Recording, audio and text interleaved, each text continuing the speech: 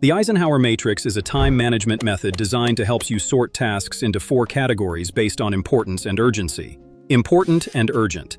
These tasks need to be completed right away to avoid consequences. Important and not urgent. These tasks support your goals and can be completed without rushing.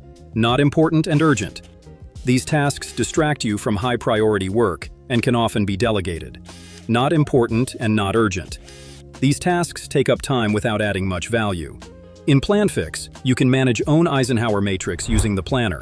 Initially, new tasks with no priority assigned go into the backlog. From there, you can sort tasks by importance simply by dragging them between lists. Or you can assign the priority manually by selecting the appropriate value in the task. To set up the Eisenhower Matrix in Planfix, open the object card for the tasks you want to organize within the matrix. Then add a field to define each task's priority. To do this, simply set the field type and name. Choose a tag-style display, and add values that match the matrix categories. When you're done, save the settings.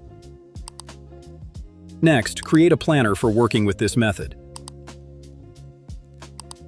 To start, add the initial cards column. This will serve as the backlog for all of the tasks. In the column settings, define the name and color.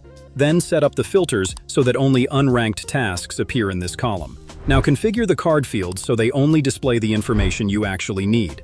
Now, save the settings. To quickly create the next list, just copy the backlog. Then open the settings for the copied column.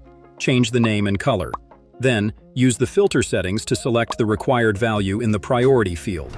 Now you can repeat the same setup for all the remaining columns. And that's it. The setup is complete. Now that you know how to use the Eisenhower Matrix in Planfix, you can apply it to your team's workflow to prioritize tasks more clearly and work more efficiently.